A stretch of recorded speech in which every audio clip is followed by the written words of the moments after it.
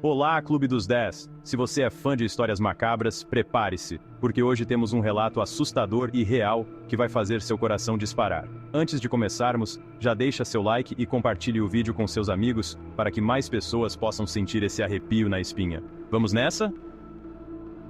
Vamos! Você acredita em fantasmas? A maioria das pessoas diria que não. Elas nunca viram um, nunca sentiram o hálito gelado em sua pele. Esta é a história de Tomás. Ele era um cara normal, como você ou eu. Ia para a faculdade, ouvia música e sonhava com o futuro. Mas tudo mudou quando ele se mudou para o quarto 13. Quarto 13 no velho dormitório. Porque às vezes, as coisas em que não acreditamos são as que mais podem nos machucar. Você está pronto para ouvir a história de Tomás? Tomás era um aluno brilhante, amava livros e música. Tinha amigos e uma família que o amava. A vida era simples, boa. Mas então, a faculdade chamou. Ele teve que se mudar para o dormitório. Os dormitórios eram antigos, com longos corredores que ecoavam. Seu quarto ficava no final do corredor. Quarto 13. Ele não pensou muito nisso no começo. Era apenas um número. Suspira finalmente, tudo desempacotado. Talvez eu possa fazer este lugar parecer um lar. Tomás desempacotou suas coisas, colocou pôsteres de suas bandas favoritas. Mas algo parecia estranho. O ar era pesado, como um peso em seu peito. Ele disse a si mesmo que era apenas o estresse de começar um novo capítulo em sua vida. Na primeira noite no quarto 13, Tomás não conseguiu dormir. Ele sentia uma inquietação que não conseguia explicar. Ele se revirou na cama, tentando encontrar uma posição confortável, mas era impossível. O quarto parecia frio, embora fosse verão. A sensação de frio era quase sobrenatural. Ele ouviu ruídos do lado de fora de sua porta. Passos, sussurros, sons que pareciam vir de todos os lados. Sussurrando para si mesmo, o que é isso? Quem está aí? Ele se levantou da cama e abriu a porta. O corredor estava vazio. Mas os sussurros continuaram, ecoando nas paredes. Eles pareciam vir das próprias paredes, como se a casa estivesse viva e sussurrando segredos antigos. Ele fechou a porta e voltou para a cama, tentando ignorar os sons. Ele tentou se convencer de que era apenas sua imaginação, que estava cansado e estressado. Mas no fundo, ele sabia que algo estava errado. Algo que ele não conseguia entender. Suspira. É só minha mente pregando peças em mim, certo? Não pode ser real. No dia seguinte, ele perguntou aos outros alunos sobre o quarto 13, esperando respostas. Todos olharam para ele estranhamente, como se ele tivesse mencionado algo proibido. Vocês não ouviram falar? Dizem que o quarto é mal assombrado. Ninguém quer ficar lá. Tomás riu, tentando esconder seu nervosismo. Fantasmas não eram reais. Eram apenas histórias para assustar. Mas os sussurros na noite contavam uma história diferente. Uma história que ele não podia ignorar. Os sussurros ficaram mais altos a cada noite.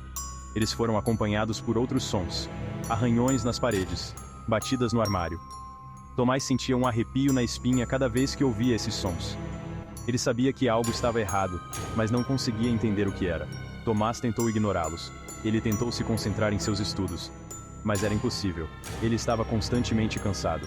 Ele não conseguia se concentrar na aula. Seus olhos estavam sempre pesados, e ele mal conseguia manter a cabeça erguida. Cada vez que tentava ler, as palavras dançavam na página.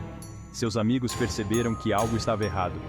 Eles notaram as olheiras profundas e a expressão de cansaço constante no rosto de Tomás. Eles começaram a se preocupar cada vez mais. Você está horrível. Tem certeza de que está bem? Você parece que não dorme há dias. Acenando com a cabeça, sim. Estou bem. Só estou um pouco cansado. Nada demais. Tomás apenas balançou a cabeça. Ele não queria assustá-los. Uma noite, ele acordou com um sobressalto. Ele sentiu uma respiração fria em seu rosto. O quarto estava gelado, e ele podia ver sua própria respiração no ar. Ele abriu os olhos e viu uma sombra pairando sobre ele. Ele não conseguia distinguir sua forma, mas ele podia sentir seu olhar gelado. Ele fechou os olhos e puxou o cobertor sobre a cabeça, tentando se proteger do que quer que fosse. Ele ficou assim até o sol nascer. O medo o paralisava, e ele não ousava se mover. Quando finalmente a luz do dia entrou pela janela, ele se sentiu um pouco mais seguro. Sussurrando para si mesmo. Tem algo aqui comigo. Algo sombrio e maligno. Eu posso sentir sua presença.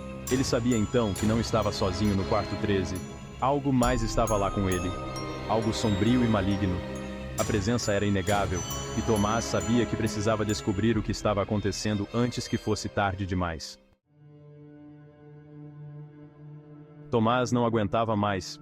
Ele tinha que descobrir o que estava acontecendo. Ele foi para a biblioteca e começou a pesquisar a história do dormitório. Ele sabia que algo estava errado, algo que não podia ser explicado facilmente. Ele passou horas debruçado sobre livros e documentos antigos, tentando encontrar qualquer pista que pudesse explicar os eventos estranhos que estavam acontecendo. Ele descobriu que o dormitório tinha um passado sombrio, um passado que ninguém queria falar.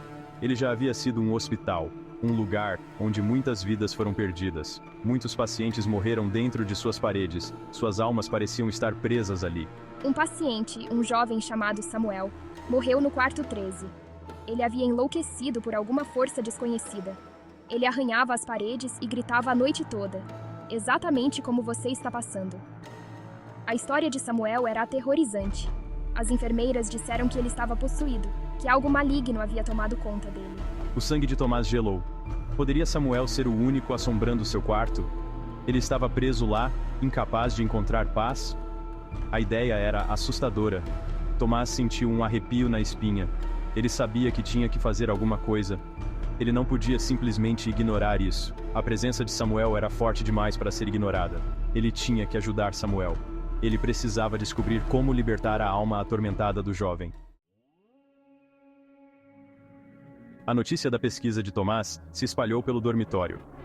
Um dia, um velho zelador se aproximou dele. O zelador trabalhava no dormitório há décadas. Ele tinha visto muita coisa em seu tempo.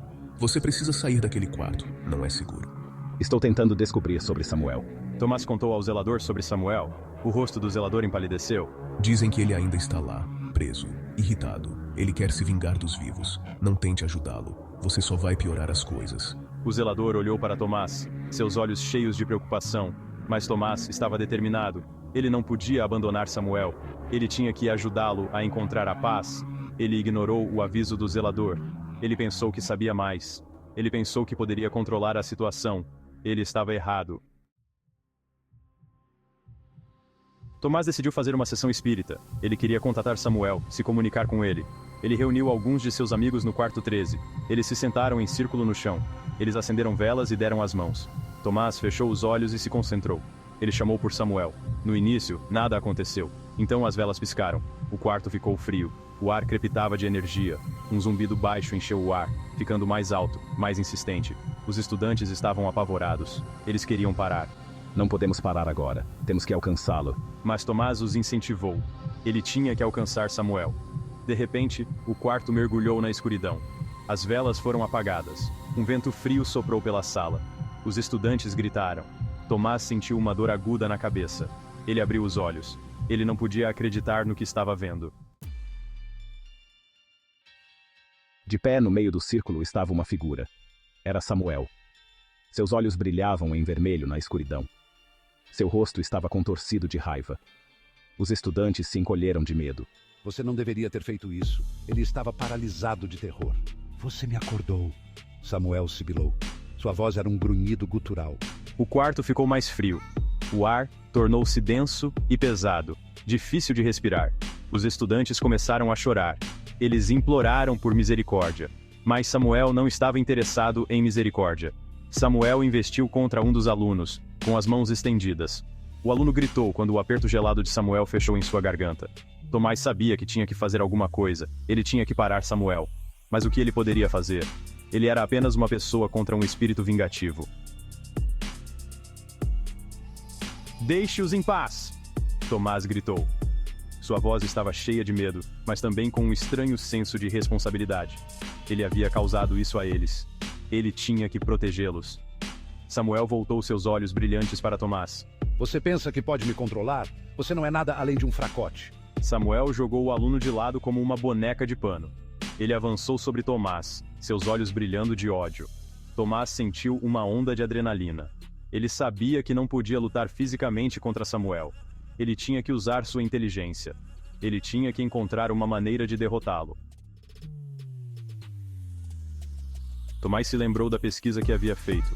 Ele se lembrou de ter lido sobre como alguns espíritos estão ligados a um objeto físico. Ele olhou ao redor da sala, seus olhos procurando freneticamente por algo, qualquer coisa, que pudesse ser a chave para parar Samuel. Seus olhos pousaram nas chaves do velho zelador, deixadas em uma mesa perto da porta. Ele tinha visto o zelador usar uma chave específica para abrir o quarto 13 naquele dia. Poderia ser isso? Poderia Samuel estar ligado à chave que destrancava a sala em que ele morreu? Tomás se lançou em direção às chaves, seu coração batendo forte em seu peito. Samuel se virou para ele, seus olhos se estreitando de fúria. Tomás agarrou as chaves, seus dedos se fechando ao redor do metal frio. Ele prendeu a respiração, seus olhos fixos em Samuel. O quarto estava silencioso, o ar denso de expectativa.